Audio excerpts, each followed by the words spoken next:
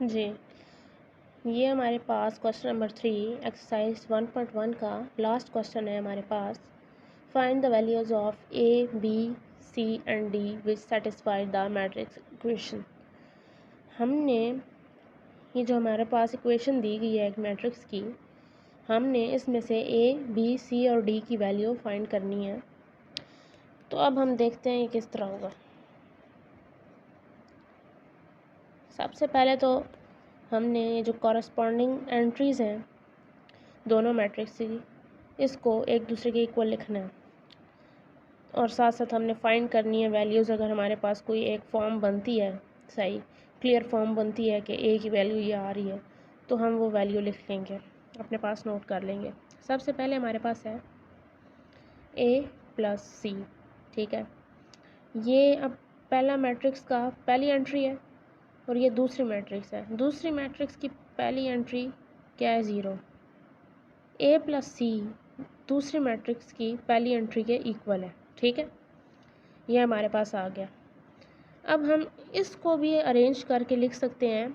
हमने value find करनी है ना ए बी सी और डी की, तो फिलहाल हम इस तरह लिख लेते हैं कि ए इक्वल्स टू माइनस सी, ठीक है।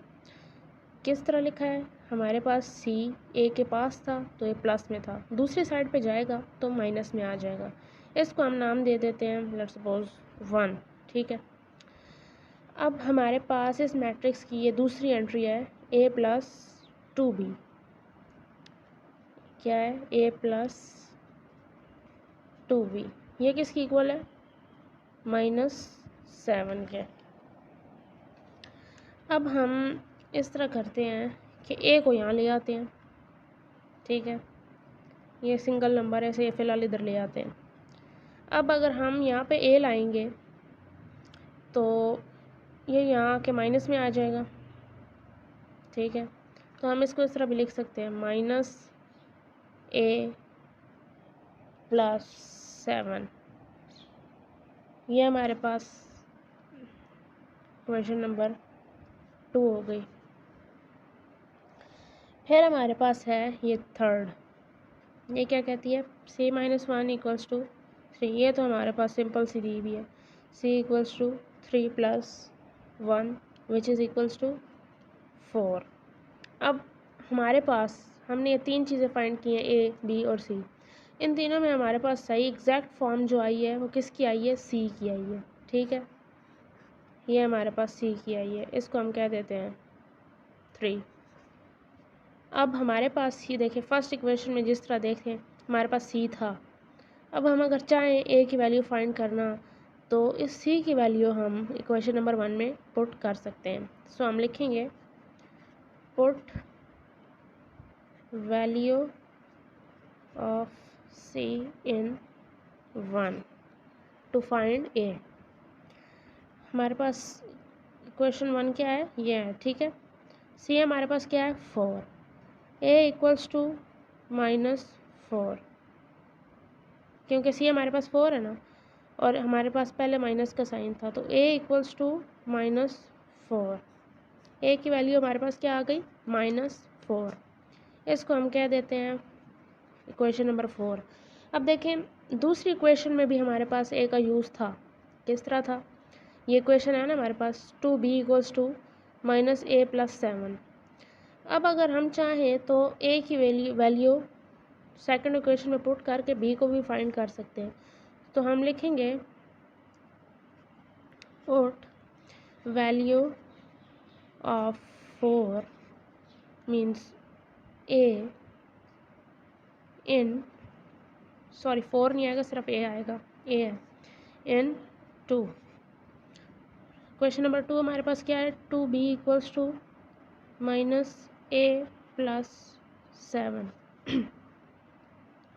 ये किस तरह आ जाएगा? 2b इक्वल्स टू -4 प्लस 7, ठीक है। ये आ गया। अब अच्छा, -4 में 7 निकाले कितने बचते हैं? 3, सही है। तो ये आ जाएगा -3, माइनस बाहर था ना हमारे पास, तो यह आ जाएगा -3। अब अगर हम चाहें ये टू हमारे साथ पास बी के साथ मल्टीप्लाई हो रहा है, जब दूसरी साइड पे आएगा तो क्या हो जाएगा, डिवाइड हो जाएगा।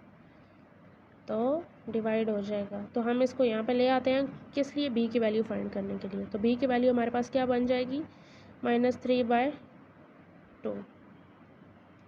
सही है, ये अभी मेरे पास फ्रैक्शन में लिखी हुई है, आप इसे डेसिमल में भी कन्वर्ट करके लिख सकते हैं, यानी कैलकुलेटर पे -3/2 लिखें, जो पॉइंट्स में वैल्यू आएगी वो भी लिख सकते हैं और इस तरह भी लिख सकते हैं। अब हमारे पास ए भी आ गया, बी भी, सी भी, अब हमारे पास क्या रह गया, डी रह गया, और क्या रह गया, डी रह गया। अब डी क्या है, ये लास्ट वाला क्या है, 4D - 6 किसके इक्वल है, 2D के। सही है, अब ये देखें ये दोनों टर्म्स हमारे पास डी डी के हैं, तो हम इन्हें माइनस या प्लस जो भी है वो कर सकते हैं।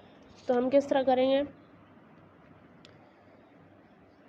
इसको यहाँ ले आएंगे और इसको 6 को इस साइड पे ले जाएंगे, तो 4D ये यहाँ पे प्लस में है, जब इधर आएगा तो माइनस में हो जाएगा, -2D, और ये 6 जो है ये यहाँ पे माइनस में है, दूसरी साइड पे जाएगा तो प्लस हो जाएगा।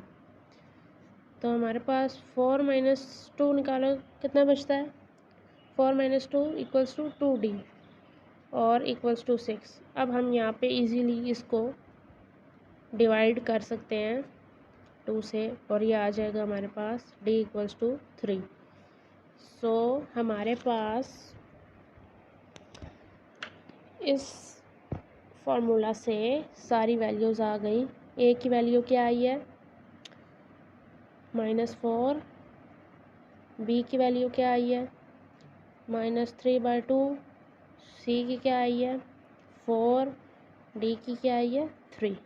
तो ये हमारे पास इन दोनों मैट्रिक्स को यूज़ करके ये सारी वैल्यूज़ हमने प्रूव कर ली। Thank you.